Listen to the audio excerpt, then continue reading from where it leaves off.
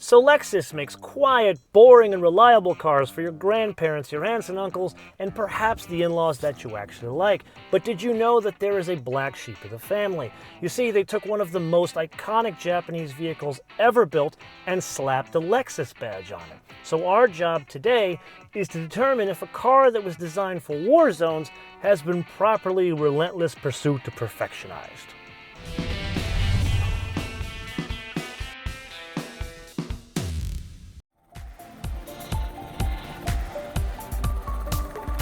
Yes, they may be very similar, but let's take the Lexus version of the Land Cruiser to a completely different place. A canyon, starting at the bottom, and let's go straight up.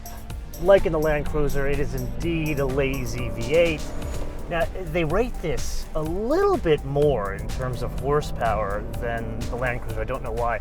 However, I did have a conversation with one of the Lexus engineers, and he was sharing with me that this V8, while it's got really good torque, over 400, what's more interesting about it is 90% of that comes in at about 2,200 RPM. And that's where you get the usability around town. And in more extreme situations like this, digging out of a canyon, it pulls almost 6,000 pounds straight up a hill. So you know that old Lexus tagline, the relentless pursuit of perfection. I will say, a little bit of a very cool engine note makes its way past that relentless pursuit to the point where you can hear there's a V8 somewhere in there. Riddle me this, what do seats in the way back of this thing have to do with fancy wood, a head-up display, a flash stereo system, and even wireless charging? You have a think on that, and we'll circle back to it later in the episode because there's an unusual script from Lexus on this topic. Okay, almost 6,000 pounds, please do not try this at home. Wow, did not expect that at all. I gave this thing, which has a wheelbase equal to a BMW 5 Series, a little bit of extra stopping distance before that stop sign, and we were a solid 4 to 5 feet in advance of that sign, something I did not expect with this size of vehicle and absolutely this weight.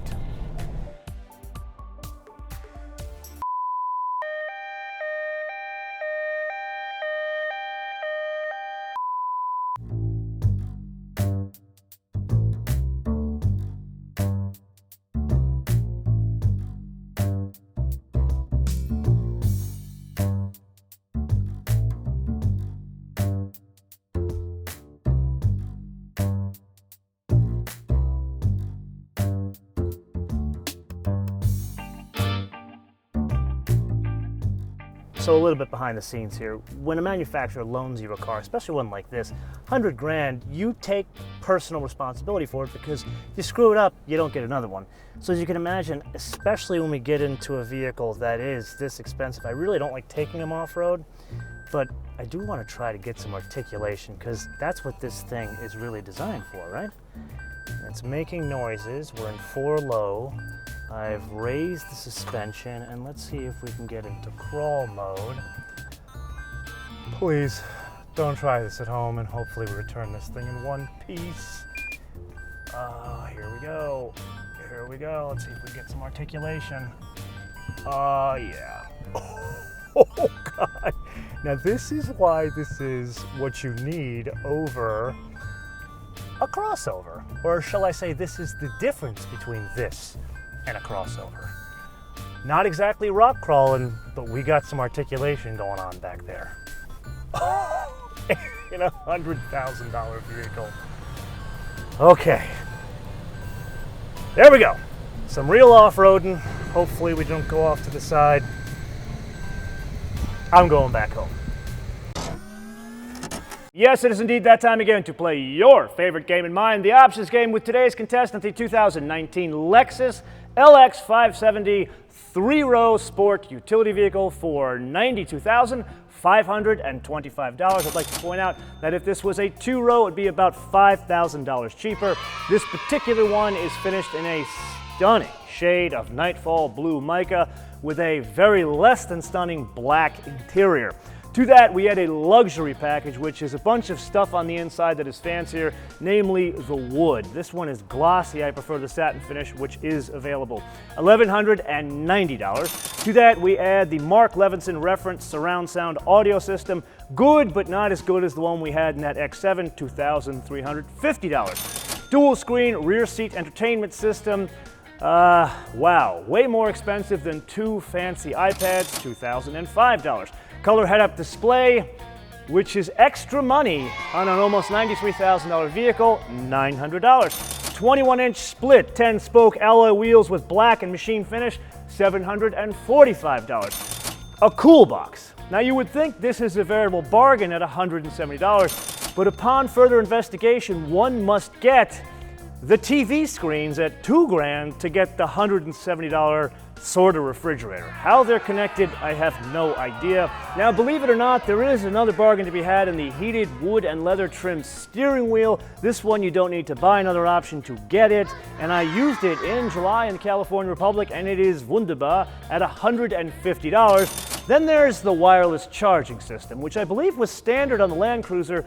Here, you have to pay extra for it, and it doesn't fit my iPhone XS Max with a rather modest case. So I don't know if it's a bargain at $75. Then to that, we add delivery, processing, and handling fee for, wow, $1,295. Brings us to a total of $100,110. Put another way, about 17 grand more than the Land Cruiser that it is based on. You and I are not going to spend a hell of a lot of time talking about the ergonomic differences between the inside of a Toyota and a Lexus.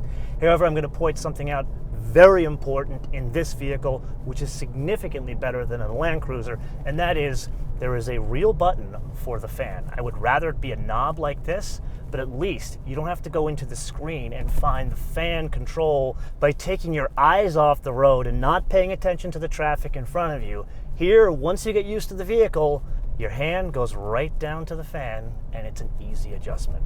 This is not a matter of better or worse. This is a matter of much safer. So that riddle from earlier in the episode, turns out I sent you on a fool's errand because there is no answer. Apparently, Lexus makes you get the 3-row derivation of the LX570 if you want the open-pore wood, a head-up display, a Mark Levinson stereo system, and the Qi wireless charging. What those have to do with extra seats, I don't know. Now granted, there are two other options that are also mandatory with the 3-row, and that is the rear seat TVs and the cool box, which I kind of get if it's a family vehicle. But why can't I have a 2-row LX570 with the satin finish wood, the head-up display, and the Mark Levinson stereo system? Am I the only one that thinks this is kind of odd? I would love to discuss on-road driving dynamics with you, but that would be a futile exercise because there are no driving dynamics. This is more about driving characteristics. And you know how you and I might drive a Porsche, or even we drive some of those SUVs like the recent Hyundai Palisade. There are driving dynamics there, and you can somehow impact the way the car drives. It's a completely inverse relationship. It impacts the way you drive. And a great example is this. You guys know I am from New York City, but I'd be lying to you if I told you that I've never been accused of driving like Grandpa. That's what happens when you move to California. However, I can switch on and off my New York aggressive driving when I want to, especially when I'm in more fun cars like a Morgan, which I just got out of, especially with the right car. But here, the driving characteristics become the boss, and you become the grandpa driver, and there is no way to switch on the New York driving, the aggressive driving. It lulls you into this very relaxed, hush driving mode where you're not really in a hurry to get anywhere. And this is where it's unlike a Lexus, it's more like driving a Rolls Royce.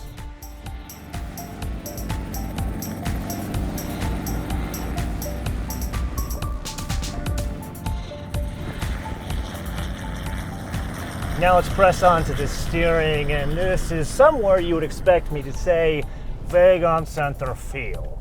But not the case here. This is a case of, oh, let's hang on there for our dear lives. This is a case of just way too overboosted. We've driven a lot of Lexus before, even SUVs, and I would argue this is more overboosted than in the Land Cruiser. Obviously, they're trying to tune their own derivation of this platform.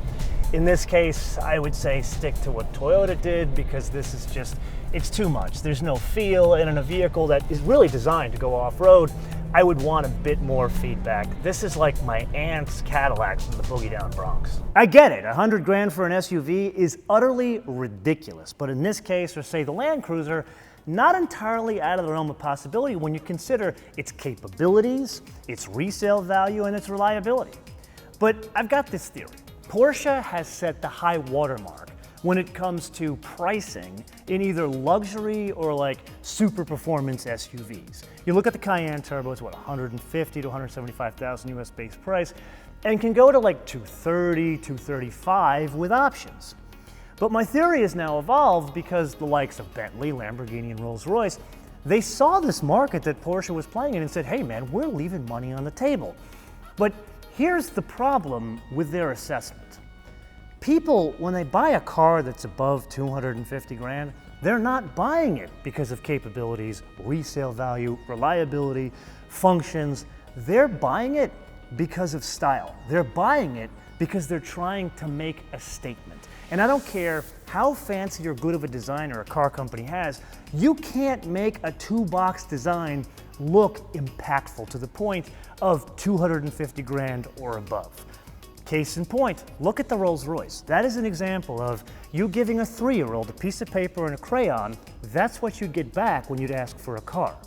Now, I'm entirely open to being proven wrong here, but the sales figures, they tell a bit of a different story. When the Bentley first came out, everybody who wanted one got one. But now the sales are kind of cold. The Lamborghini was a false start, and the Rolls-Royce, they say they sold out for the first year or two.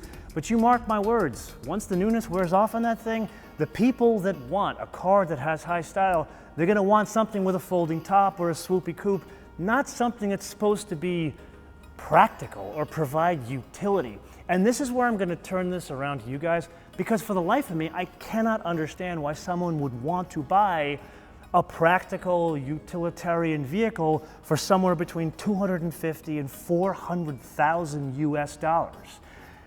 Tell me if I'm right, tell me if I'm wrong. I'm open to being convinced here, because I get this at 100 grand or the Porsche, but I don't get this other market.